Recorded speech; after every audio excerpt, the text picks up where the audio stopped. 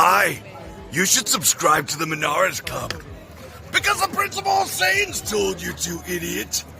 Bye. Yo, what's good, guys? This is James here on YouTube with my roommate here, Jeff. He's been building this fat Majin Buu deck out of Power Absorbed and been brewing it up, and he's got a spicy build I wanted to share with you guys. Get that put out there. So, Jeff, take it away. So we're playing Majin Buu, the yellow Majin Buu that just came out. The front side isn't that special. It has a Z Awaken, or not a Z Awaken.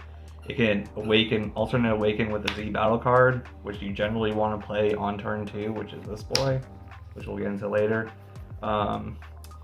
He has an active main where you can dig top 5 and add a yellow Majin Buu, energy cost 6 or less to your hand. But if you add a card to your hand, you have to discard a card, which is generally fine because most of the cards that you discard gain additional effects if you're discarded, or you can run some discard fodder like we do have in the deck. Awesome. Backside is really nice because it's just discard a yellow card, draw 2. So any card that you don't want to see, you don't want in your hand, depending on the matchup or whatever, you discard it, draw 2, get new cards, which is really nice. Crazy amount of filtering. We'll go into the Z deck because that's what makes the deck good. The Z leader is 1 energy. When your life is at 4 or less, you Z Awaken. He has the same effects as this guy, where if you play a Majin Buu on your opponent's turn, you get to tap a battle card or a unison. He makes it so it's just if you play a card once per turn, a Majin card once per turn, you can tap something. So on your opponent's turn and on your turn, you can both tap something. You just get value on both turns. Pretty good. Yeah. And then once per turn, if you use a card skill to increase another battle card, you can target a card in rest mode, ignoring barrier, KO it, and then choose a skill from that, and he gets it. So what's really nice is you can get a dual attacker, and then swing in, pitch a card, draw 2. And if you don't like something, his auto to pitch a card and draw 2 on swing is not once per turn. That's pretty good. It's a lot of value. And ignores barrier too, it's crazy. Yeah. Well, they have to be in rest mode though. True. And then we play this boy. Is just there for the Z stack. I only know what his other effect is, other than he gives the card on top, can't be KO'd once per turn, which is nice. It's in niche effects. This one gives the card on top can't barrier. And then also, if you have 4 or more energy and you play him, you pay 1. You get 2 cards from your drop, place it underneath him, and then place a 4-drop Majin Buu on top, which starts your chain over. Of course, it can be KO'd now, but generally they just go underneath this guy to make sure he has protection because you don't want him to be removed. And he is just Z-Stack 2, so it gets both these guys out. Deflect, active main, you pitch a Majin card, and then he gains power equal to the combo power. If you give him 10k more combo power, you draw a card and he gains a dual attack. And he's your awakening condition, right? Yeah, he's my awakening condition. Yeah, so you want him on turn 2 a lot of the time. Yeah. And then we just play another one of him to start the chain in case the chain gets broken. And of course a Goku and the new card, the Vegeta. The Agent of Destruction. Yeah. Pretty good. Yellow staple. Yeah. So that's the whole Z deck. For the main deck, we're running 4 of the Fat Buu. He, on play from your hand, you dig top 7 for an energy cost 6 or less yellow Majin Buu and add it to your hand. And then if he gets discarded once per turn, limit 1, you can summon him from your graveyard. So then you can be used for to Z charge or combo with or whatever you need to. Just value to get off the leader. Very good. Leader or even the battle card in case you discard them for effect. Yeah, the 2 costs, you can pitch into that too. So Evil Buu does basically the same thing, where if he gets discarded, he plays himself. Except his auto from when you play him from hand is that he draws 1. So of course we max out on those. The next card I like maxing out on is Majin Buu, the 3-drop one, because it plays itself for 1, which is really nice when it gets discarded. And discarding cards in this deck is the easiest thing in the world. Active main, so you pay 1 to play him out. In active main, you pitch a Majin card, and then he gains the power equal to the combo power. But you also pop anything in rest mode. Does not ignore barrier, but pops anything in rest mode. So even though he is a unique, usually your opponent wants to get rid of this right away, so it doesn't last that long. It's a lot of board control. But yes, so for 1 card, you basically kill a card, swing in with a 20k, and then of course, if they want to get out of that, they're going to use 1 or 2 cards to get out of that. Pretty good. Next one is the 4-drop. He's the start of the chain. When you combo with him on your opponent's turn, if the 2-drop Majin Buu is in rest mode, you play him out on top of it for 1 energy, and it restands the card. He's deflect, blocker, and of course, if the 2 cards are underneath him, he also has barrier and can't be KO'd once per turn. Very hard to deal with. It's very annoying to deal with. And then he has the same effect where you pitch cards on your turn. He gains power, and if he gets 10k power or more, then you draw a card and he gains dual attack. The next one I'm running is only 3 of the 6-drop, and the reason why I only run 3 of it is because it's late in the chain, so it's going to be a few turns before you need to see it, and on top of that, everything in the deck searches it, so it's not that hard to find. You do still need a critical mass of Majins for their effects, though.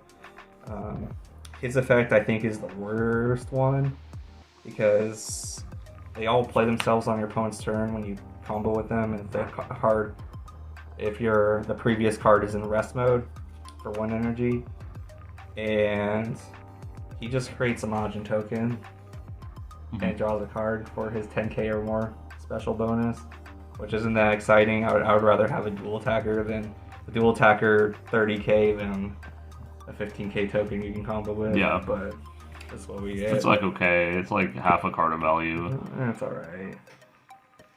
And then the next card we get is the second to last guy is 8-drop. 8-drop, you don't need to combo with him at all, or active main to give him power or anything. He just does everything by himself as long as he has 5 cards underneath him and you have 5 or more energy. He has a triple strike, and then when you swing with him, he gets 10k power, which is really nice. And then at the end of combat, he puts himself in your drop with everything else, and then he plays a 30k yellow Majin from your hand. And generally, the one that you want to play, and the only one that we can play right now, is this boy. This card is absolutely amazing. If you have 4 or more energy, you can pay 1 to play him out, and he's deflect, double strike, 30k. Don't even have to go up a chain or nothing. Nothing.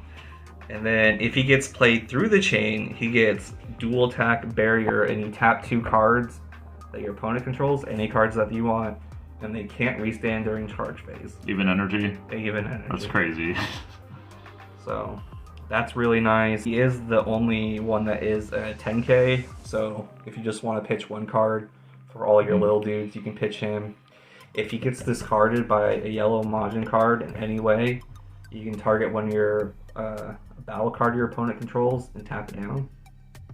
So really nice guy. 30k is tough to deal with. Just a solid boss monster. He is very nice. Tapping down anything when you want. Barriers, blockers, everything. Next, of course, we're yellow, so we need to slow down the game so we don't die. So we play 4 Robotic Repose. We all know what this card does. We've all seen this card for years now. Yep. Your leader's good at setting it up too, because you can discard any yellow card. Yeah, by turn 2, you always have it active, unless you draw really bad. But of course, we run. This is a theme deck, so we run the Bobbity. You can run any super combo that you want over these. You could run the super combo secret rare if you really want. I don't have that, so I'm not running it, but next we'll go into some of the extra cards. We're running 3 of the Frieza Army reinforcements. We don't want to die, we want to slow down the game, and if we don't need it, we can discard it, charge it, whatever. Get Robotic Riposte online. Running 2 Time Magic.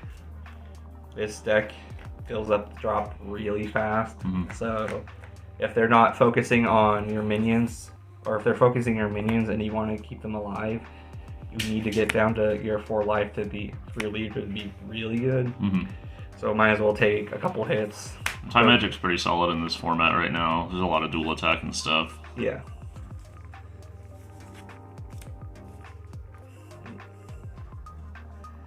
Next we play 2 of the Realm of the Gods, Black Kamehameha.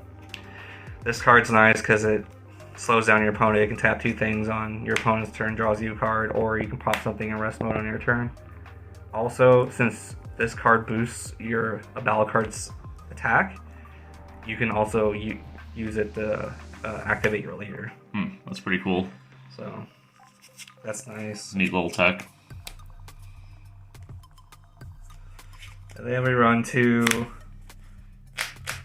of the Whistled Melody. Whistled Melody. The Spice. 2 mana, if the battle card being played is energy 4 cost or less, it comes into play with its skills negated. That's only come up a couple times, but it has come up. But mainly it's in there because it fills your Frieza. And if it's in your drop, you can just pay 1 war bit and then draw 1 card. It's pretty nice. So it lets you go plus more on your leader, and it sets up Frieza all in 1 card. Pretty good. Yep. And then Secret Rare I'm running just Supreme High Time. It's good. Unisons are really hard for this deck to deal with. Unisons have generally few markers, and I tend to don't want to run too many cards into that, so let's just get rid of that. Makes sense. 1 Poutine because we rest mode things all the time. See. And then 1 Burger Mode, same reason. Secret Rare Part 2. We just rest mode things all the time, so might as well tap down 2 more things. Yep. We have Power of the Super Saiyan. Of course, it's at 1, so. Secret Rare Part 3. Release from Evil because this shuts down certain decks really well. If they swing in with like a Gamma or something, that's it. Yeah. Really good card right now. Yeah. Even if Android 21, if they swing in first before they play something, then they can't do it. They can only use their energy to. And they fucked up real bad. Then they fucked up real bad. The 1 Cooler because we need to stop something eventually and get through.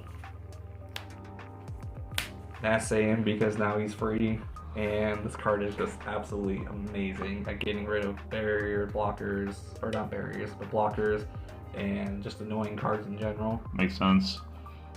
I mean, like, what other Overwhelm would you play, right? Like, maybe Mira, but you don't have Oolong, so who cares about that? If you're worried about the blue Secret Rare, maybe the Dark Broly still. Sure.